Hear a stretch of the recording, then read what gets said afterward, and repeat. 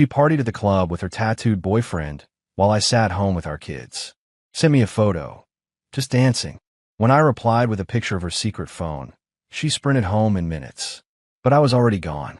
And so was $83,000 from a trust fund she thought I'd never find. My name is Blake Carter. I'm 45 years old. And until 3 weeks ago, I thought I had everything figured out. I work as a business development director at MedCore Solutions, a healthcare company based in Phoenix. Decent salary, good benefits, the kind of job that lets you sleep easy at night knowing the bills are covered, and then some. My wife Diana is 40, looks younger thanks to Pilates and expensive face creams. We've got 2 kids from my first marriage. Lily is 16, whip smart, probably going to be valedictorian if she keeps her grades up. Noah is 14, lives and breathes basketball, already taller than me. Diana came into our lives 8 years ago, right when I needed someone most. My first wife bailed when the kids were tiny. Couldn't handle being a mother, I guess. Just left one morning and never came back. Diana seemed like a miracle back then. She was patient with Lily and Noah. She supported my career moves. We got married after dating for a year, and honestly, for a long time things were good. Really good. But somewhere along the way, things changed. It was subtle at first. Diana started going out more. Girls' nights turned into a weekly ritual, then twice a week, then 3 times. New clothes started appearing in her closet. Tighter, younger. Stuff that made me do a double take when she'd walk out the door. When I mentioned it, she'd brush me off. I'm 40, not dead, Diana would say, rolling her eyes like I was being ridiculous. You don't want me to let myself go, do you? What was I supposed to say to that? So I didn't say anything. I figured she was going through something, maybe a midlife thing, and she'd work it out on her own. 3 weeks ago, everything exploded. It was a Thursday night. Diana came into the kitchen while I was helping Noah with his algebra homework and announced she was going to some club called Vertigo. Not asked. Announced. She was wearing a dress that barely covered anything, heels tall enough to need a building permit. Don't wait up, she said, grabbing her purse. I looked up from Noah's textbook. It's Thursday. Don't you have that presentation in the morning? Diana's eyes narrowed. I can manage my own schedule, Blake. I'm just saying. You're always just saying something, she interrupted, her tone sharp enough to cut. Maybe that's your problem. She walked out. The door slammed, so hard the pictures on the wall rattled. Noah kept his pencil frozen over his notebook. Even at 14, he could read a room. Is Mom okay? He asked quietly. She's fine, I lied. Just work stress. But she wasn't fine, and deep down I knew it. Around 11:30 that night, my phone buzzed. A message from Diana. Just a photo, no words. She was at the club, pressed against some guy with slicked back hair and a snake tattoo crawling up his neck. Her hand was on his chest. His arm was wrapped around her waist. She looked happier than I'd seen her in months. The caption read, "Relax, babe. Just dancing. Just dancing." My hands were shaking as I stared at the screen. I called her. It rang 4 times before she picked up, and when she did, I could barely hear her over the pounding music in the background. "What?" Diana shouted. Her voice had that loose, drunk quality I'd come to recognize. "What the hell is this?" I asked, trying to keep my voice steady. "What's what?" "The photo you just sent me." "Oh my God, Blake," she groaned, annoyed. "It's nothing. We're having fun. You remember fun, right?" "Diana, come home." "No." "Diana, you know what?" Her voice turned ice cold. "I'm sick of this. Sick of you acting like you own me. If you don't like it, Blake, then divorce me." The words hung in the air between us, sharp and final. "What did you just say?" I asked slowly. "You heard me," Diana said. "Don't like it? Then divorce me." She hung up. I stood there in my kitchen, phone still in my hand, listening to the dial tone. Everything had just changed. After Diana hung up on me, I stood in that kitchen for a solid 5 minutes, just breathing.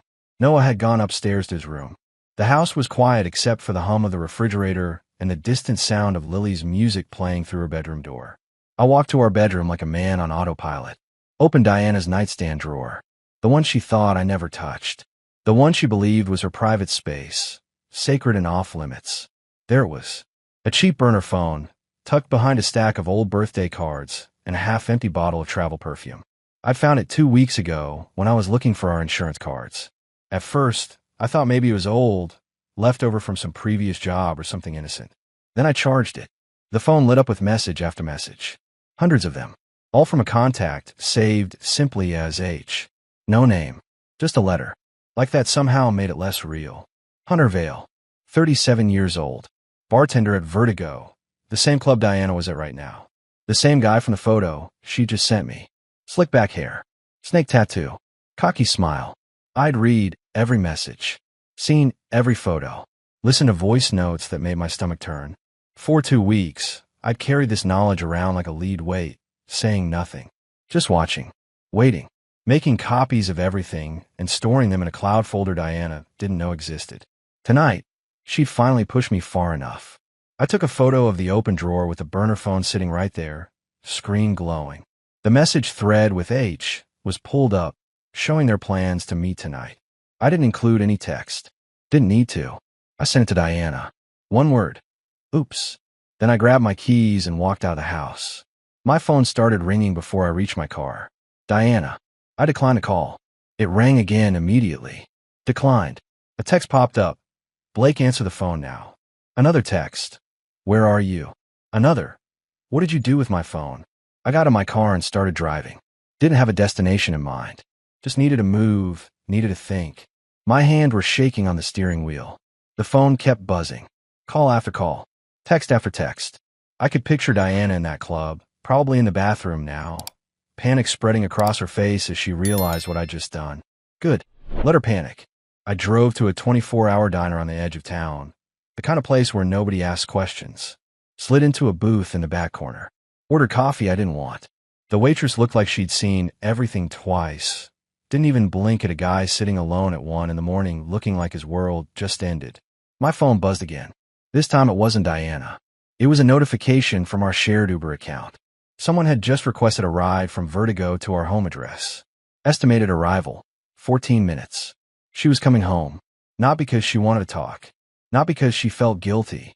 She was coming home to do damage control. To grab that phone. To delete evidence. To spin some story that would make me the bad guy for invading her privacy. I finished my coffee. Left the 20 on the table. Got back in my car and started the drive to the one person who deserved to know the truth before Diana could twist it into something else. Her sister, Nicole. Nicole had been Diana's maid of honor at our wedding. She was the responsible one in their family, the one who'd pulled me aside once at a Christmas party 2 years ago and asked quietly if Diana was treating me right. I'd brushed it off then, made excuses. I wasn't making excuses anymore. I pulled up to Nicole's apartment complex around 1:30 in the morning. Texted her. I need to talk. It's important. 3 dots appeared immediately. Then, come up. 3B. She opened the door in sweatpants and an oversized t-shirt, hair in a messy bun, concern written all over her face. Blake, what happened? I held up my phone, showing her the cloud folder.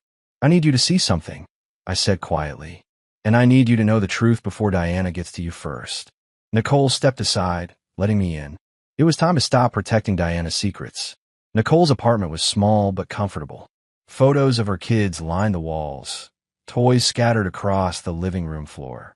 She'd gotten divorced 3 years ago, raised 2 boys on her own while working as a paralegal. Strong woman, the kind who didn't take garbage from anyone. She made us coffee while I set up my laptop on her kitchen table.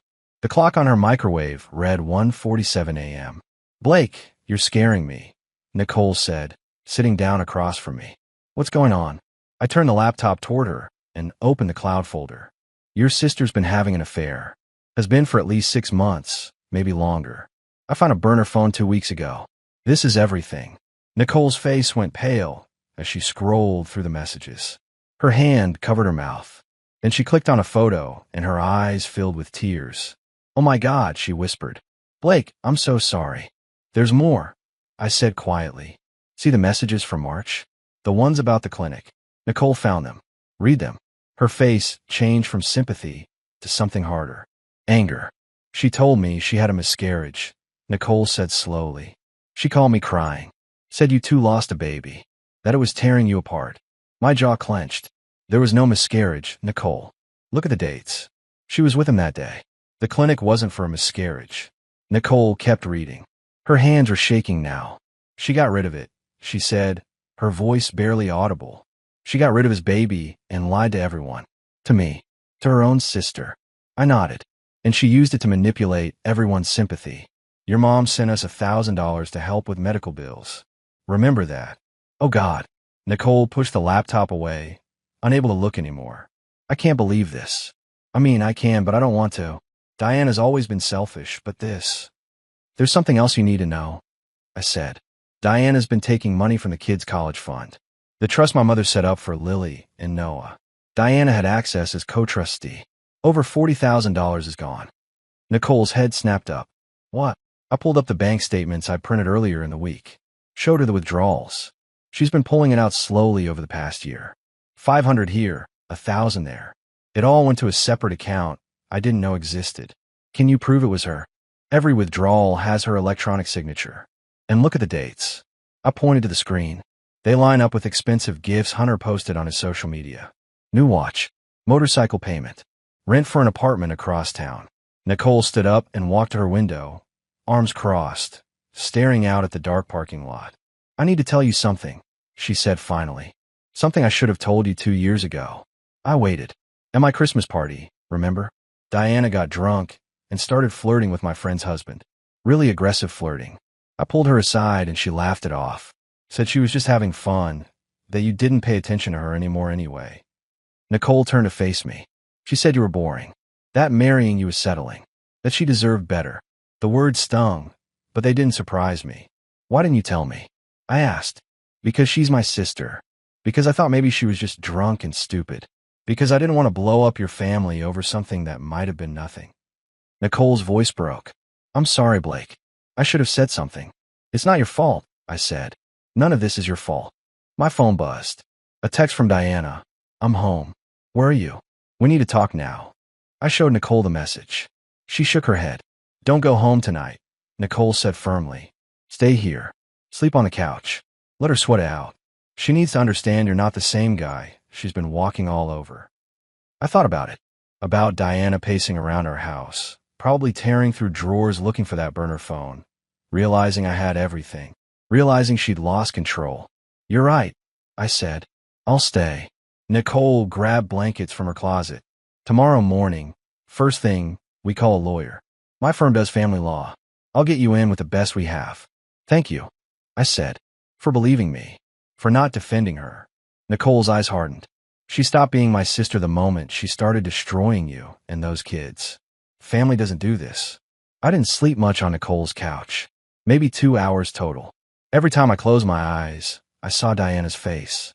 Heard her voice on the phone, saying she was done pretending I was enough. My phone had 43 missed calls by morning. 37 from Diana. 6 from numbers I didn't recognize. Probably Hunter or one of Diana's friends she'd recruited to her side of the story. I didn't listen to the voicemails. Didn't read the texts. Not yet. Nicole woke up around 7, made coffee, and called her office before the kids even got up for Saturday morning cartoons. By 8 a.m., I had an appointment with Richard Vance, senior family law attorney. He's expensive, Nicole warned, but he's ruthless. And in cases like this, you need ruthless. We met at his office at 9. Richard was 50-something, gray hair, expensive suit, no-nonsense handshake. He listened to my story without interrupting. I showed him the cloud folder, the bank statements, everything. When I finished, Richard leaned back in his leather chair and steepled his fingers. Mr. Carter, you've done 90% of my job for me already, he said. The evidence you have is ironclad. The financial fraud alone is enough to destroy her in court. The affair is icing on the cake. What happens now? I asked. Now we file for divorce. Immediately. We also file an emergency motion regarding the trust fund theft. That's not just divorce court territory. That's potentially criminal. Identity theft. Embezzlement from a trust account. He pulled out a yellow legal pad. Do you want full custody of your children? They're from my first marriage. Diana never formally adopted them. Even better. Clean break. We'll push for her to have zero claim on anything related to them. No custody, no visitation unless they request it, and certainly no access to their finances. Richard made notes. What about the house? Joint ownership. We bought it together 6 years ago. We'll force a sale. Split the proceeds, minus what she stole. I'm assuming you want nothing to do with her after this. Nothing. I confirmed. Richard nodded. Good. Scorched earth approach. My specialty. I'll have papers drawn up by Monday. We'll serve her at her workplace. Maximum embarrassment. Maximum pressure. Nicole, sitting next to me, squeezed my hand. Her office is going to love that, she said with grim satisfaction. One more thing, Richard said. Does she know you have a lawyer yet? No. Keep it that way. Don't respond to her calls or texts. Let her panic. Let her think maybe you're going to forgive her like you probably have before. Then we hit her with papers when she least expects it. I nodded. It felt cold. Calculated. But Diana had been cold and calculated for months while she destroyed our marriage. Turnabout was fair play. We left Richard's office around 10:30. Nicole offered to drive me home to get some clothes in my car, but I wasn't ready. Not yet. Can we stop somewhere first? I asked. Where? Lily's volleyball tournament. It's at the high school. Starts at 11. Nicole smiled. You're a good dad, Blake. I'm trying to be. We got to the high school gym just as Lily's team was warming up. I spotted her immediately, number 12, blonde ponytail bouncing as she practiced serves. When she saw me walk in, her whole face lit up. She jogged over during a water break. Dad, I didn't think you were coming. Where's Diana? She's not feeling well. I lied. But I wouldn't miss this for anything. Lily hugged me hard. Thanks, Dad. It means a lot. As she ran back to the court, I saw Diana walk in from the opposite entrance. She looked terrible. No makeup. Hair thrown into a messy bun. Dark circles under her eyes. She scanned the bleachers, and her eyes locked onto mine. I turned away and sat down. Nicole positioned herself between us like a bodyguard. Diana climbed the bleachers toward us. Blake, we need to talk, she hissed. Not here, I said calmly, eyes on the court. Not now. You can't just ignore me. This is ridiculous. I said not here, Diana. She reached for my arm. Nicole stood up, her 5'2" frame somehow intimidating. He said no. Back off. Diana's eyes widened when she recognized her sister. Nicole, what are you doing here? Supporting Blake, Nicole said coldly. Unlike you. People were starting to stare. Diana's face flushed red. She glanced at Lily on the court, then back at me. Fine, Diana said through clenched teeth. But this isn't over. She turned and walked out of the gym. I watched Lily play, trying to focus on her serves, her digs, her excitement when her team scored. But my mind was elsewhere. Monday couldn't come fast enough. Monday morning came faster than I expected. I dropped Lily and Noah off at school, watching them walk through those front doors like any other day. Except it wasn't any other day. Everything was different now, even if they didn't fully understand it yet. I met Richard Vance at his office at 9 sharp.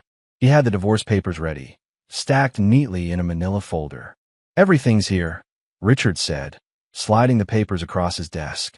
Irreconcilable differences due to adultery. We're pushing for full financial disclosure, immediate freeze on all joint accounts, and restitution for the trust fund theft. I've also included a motion to compel her to submit to a deposition about the missing funds. I signed where he indicated. My hand was steady. No hesitation. When does she get served? I asked. Today, around noon. I've arranged for a process server to deliver them at her workplace. Richard leaned back in his chair. MedTech Solutions, correct? Where she works as a marketing coordinator. That's right, I said. She'll be in the middle of her team meeting. Richard smiled. Not a warm smile. A predator's smile. Perfect timing. Maximum impact. She'll have witnesses, which means she can't cause a scene without damaging her professional reputation. What if she refuses to sign? Doesn't matter. She just has to receive them. After that, the clock starts ticking. She has 30 days to respond. He pulled out another document. I'm also filing a motion for temporary orders regarding the house. You'll maintain primary residence. She can remove her personal belongings with police escort. But that's it. What about her access to our accounts? I've drafted letters to your bank. They'll freeze joint access within 24 hours. She can't withdraw, can't transfer. Everything's locked down until the court decides how to divide assets. I felt a weight lift off my chest. For weeks I'd been playing defense, reacting to Diana's lies. Now I was on offense. There's one more thing, Richard said. Your sister-in-law, Nicole, contacted me this morning. She's willing to testify about conversations she had with Diana. About the fake miscarriage. About Diana's comments regarding the trust fund. She's furious. Said her sister has been manipulating the whole family for years, and she's done protecting her. Richard made a note on his legal pad. Family members who flip make excellent witnesses. Judges trust them. We wrapped up around 10. Richard walked me to the elevator. Mr. Carter, he said, I've been doing this for 26 years. I can tell within 5 minutes if a client is going to cave when things get emotional. You won't. You're going to see this through. Damn right I am, I said. I drove to work, sat through 2 meetings I barely paid attention to, and waited. At 12:17 p.m., my phone buzzed. A text from Nicole. She just got served. My friend works in her building. Said Diana screamed to the process server in the lobby. Good. At 12:45, Diana called. I didn't answer. She called again. And again. 12 calls in 15 minutes.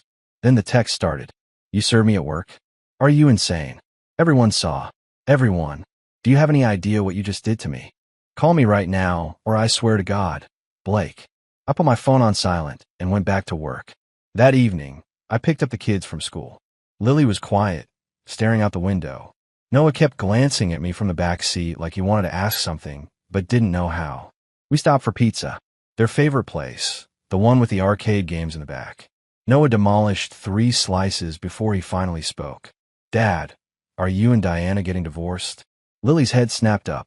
She'd been pushing pepperoni around her plate, barely eating. I put down my slice. Yeah, buddy. We are. Because she cheated? The word hung in the air. Cheated. He was 14. He knew what it meant. Yes, I said. Because she cheated. Because she lied. Because she did things that broke our marriage beyond repair. Good, Noah said simply.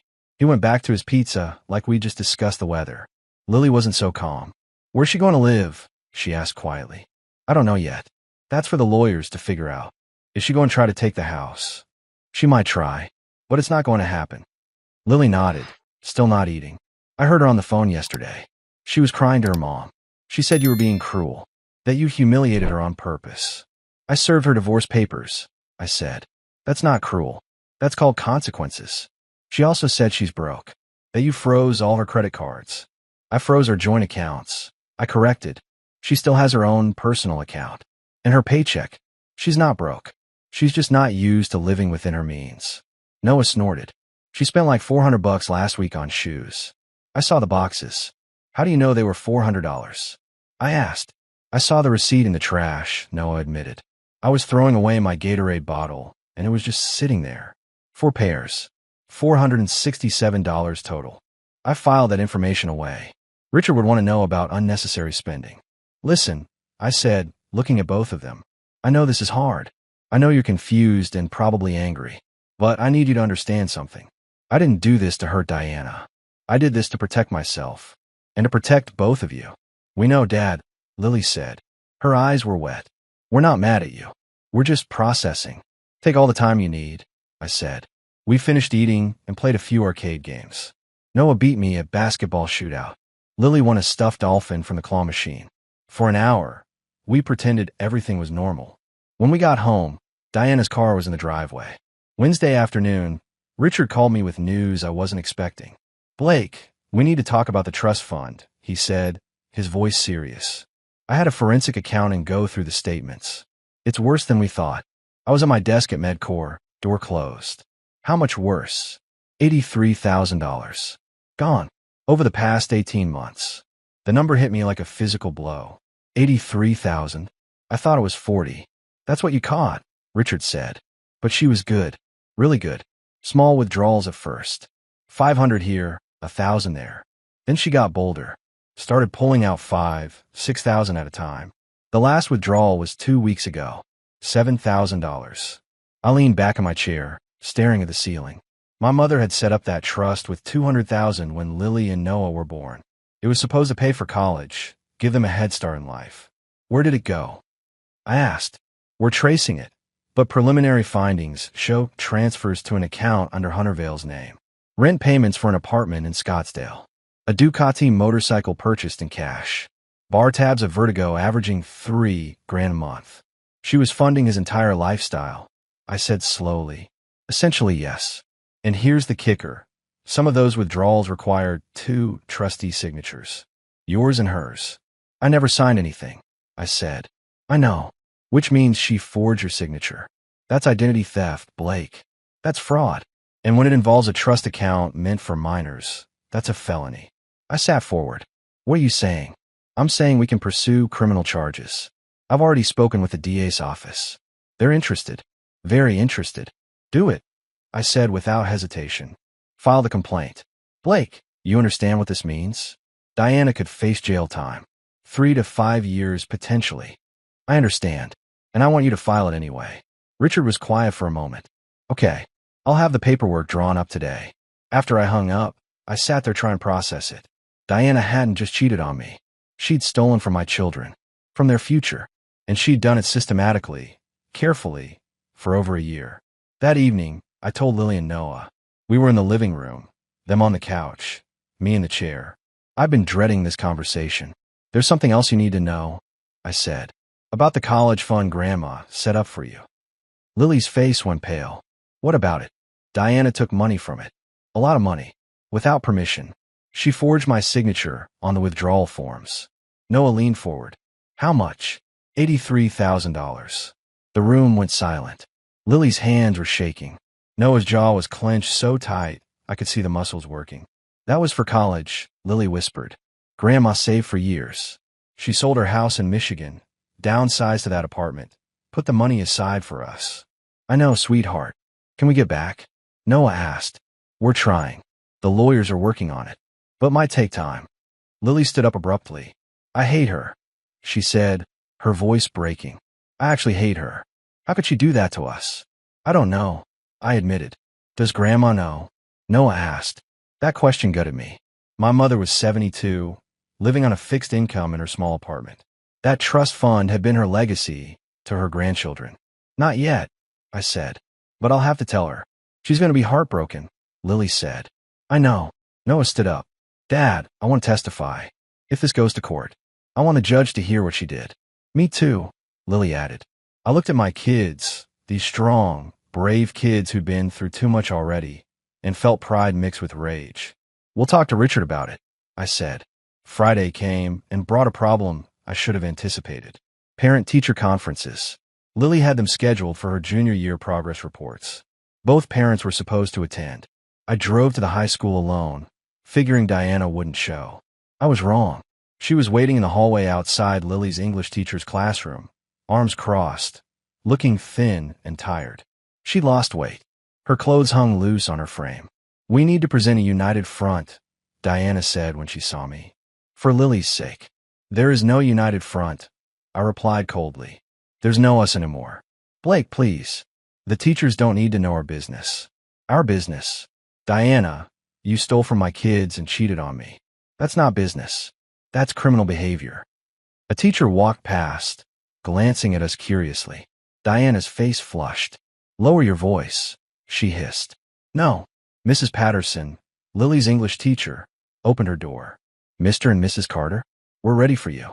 We sat in those tiny student desks, 3 feet apart, while Mrs. Patterson discussed Lily's essay on the Great Gatsby.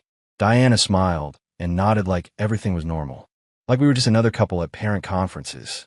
Halfway through, I couldn't take it anymore. Mrs. Patterson, I need to inform you that Diana and I are divorcing. She won't be living in the household anymore. All school communications should come to me. Mrs. Patterson blinked, clearly uncomfortable. Oh, I'm sorry to hear that. Don't be, I said. It's for the best. Diana stood up abruptly. I can't do this. She grabbed her purse and walked out. Mrs. Patterson watched her go, then turned to me with sympathy in her eyes. Is Lily okay? She seemed distracted lately. She's dealing with a lot at home, I admitted. But she's strong. She'll get through it. We finished the conference. I met with Noah's teachers alone. While I walked back to my car, Diana was leaning against it, crying. You humiliated me in there, she said. I told the truth. I corrected. That's not humiliation. That's just facts. Blake, please. Can we talk? Really talk? I unlocked my car. We have nothing to talk about. Yes, we do, Diana insisted, moving to block my door. I made mistakes. Huge mistakes. But I love you. I love this family. We can fix this. Fix what, Diana? The affair? The lies? The $83,000 you stole from my kids? Her face went white. How did you? Find out. Forensic accountant. Your signatures didn't match mine. Turns out forgery leaves a trail. I open my car door, forcing her to step back. The DA's office is pursuing charges. Identity theft. Fraud. Embezzlement. You're looking at felony counts. You're trying to put me in jail? Her voice rose to a near shriek. Over money.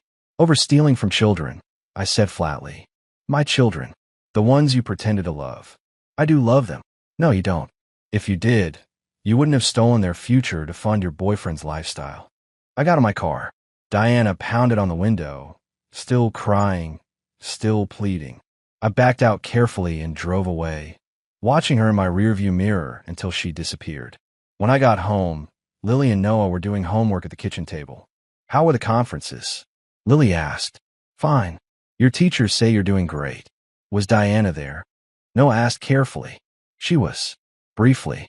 Did she cause a scene? Lily's voice was flat, like she already knew the answer. A small one. Noah shook his head. Of course she did. 3 months later, I walked into the Maricopa County Courthouse with Richard Vance on one side and Nicole on the other. Lily and Noah were with my mother in the gallery, both dressed in their Sunday best. They'd insisted on being there. Diana sat at the defendant's table with her public defender. She couldn't afford a private attorney anymore. Hunter had disappeared the moment criminal charges were filed, blocked her number, deleted his social media, and vanished like smoke. She'd lost 20 pounds since I'd last seen her. Her hair was pulled back in a severe bun. Dark circles shadowed her eyes. She looked small, broken. Part of me felt sorry for her. A very small part. The rest of me remembered the $83,000 she'd stolen from my children. The criminal case for embezzlement had been fast-tracked because of the overwhelming evidence.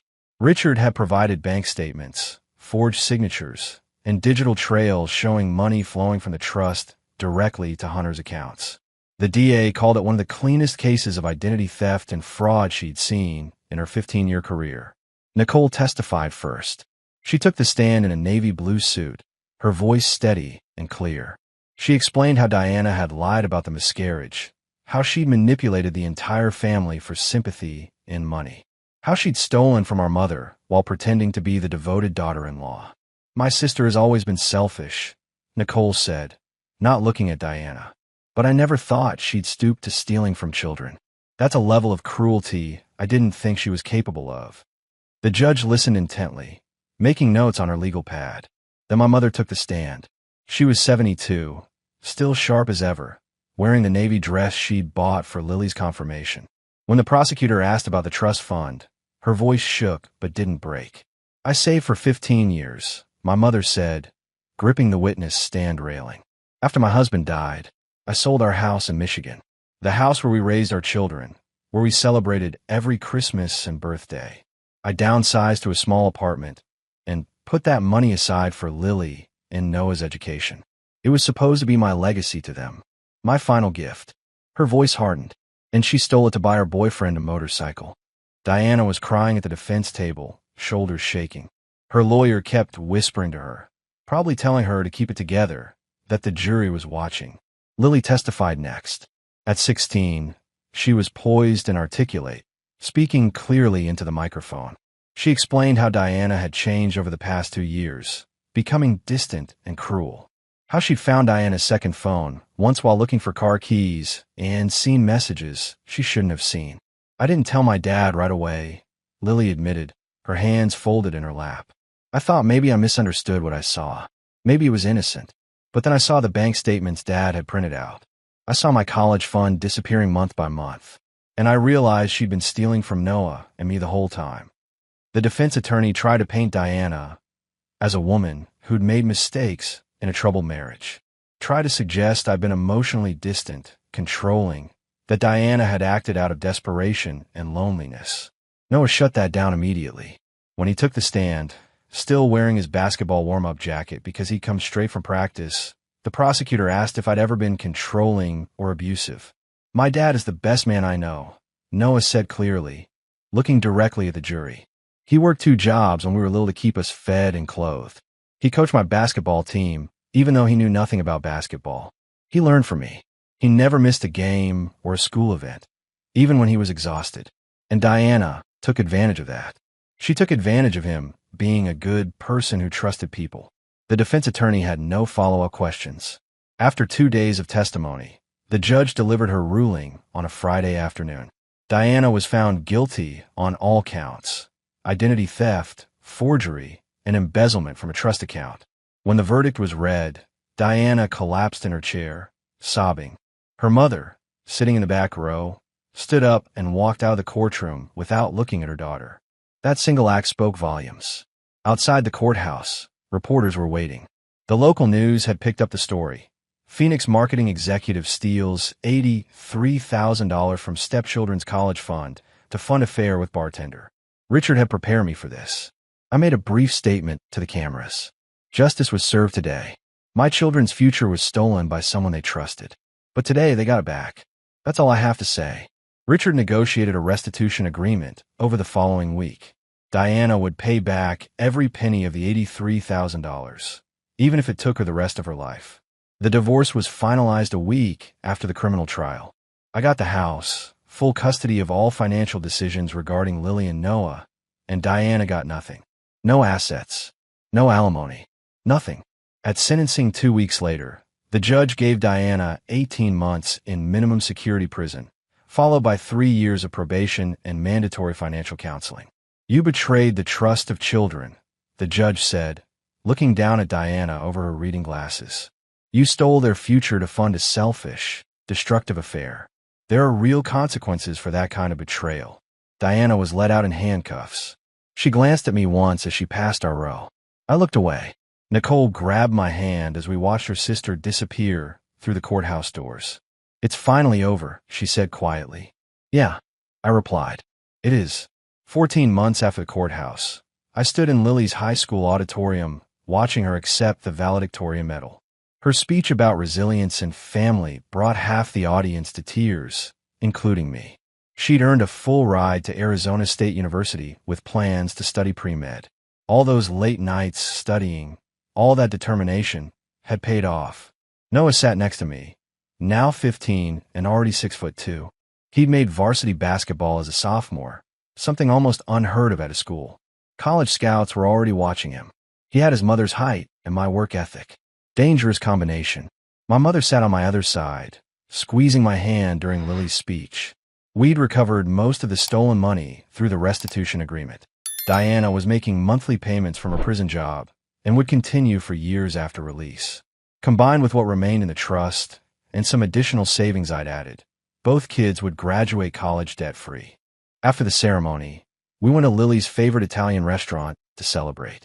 She was radiant in her graduation dress, laughing with her friends who joined our table, making plans for freshman orientation in August. Watching her joy, seeing her free from the shadow of Diana's betrayal, made everything I'd fought for worthwhile. Speech, Dad, Noah said, grinning mischievously. You have to make a speech. It's tradition. I stood up, feeling awkward, but overwhelmingly proud. Lily, I've watched you grow from a scared little girl whose mom abandoned her into this incredible young woman. You're smart, you're kind, you're resilient. You faced challenges no kid should face, and you came through stronger. I'm so proud to be your father. Lily's eyes filled with tears. She stood and hugged me hard. Thanks, Dad, for everything, for fighting for us, for protecting us, for showing Noah and me what a real parent looks like, what real love looks like. The table erupted in applause. Later that night, after the kids were asleep, I sat on my back porch with a cold beer, looking up at the Arizona stars. My phone buzzed. A text from Nicole. Diana's being released next month. Thought you should know. She's moving to Tucson. Wants a fresh start away from Phoenix. I stared at the message for a long moment, then deleted it. Diana was part of my past now. A closed chapter in a book I'd moved beyond. I'd been dating again for about 6 months. Nothing too serious yet, but I'd met someone at a healthcare conference in San Diego. Her name was Sarah. She was a hospital administrator, divorced, no kids. Kind eyes, easy laugh, didn't play games or expect me to read her mind. We took things slow, which suited us both.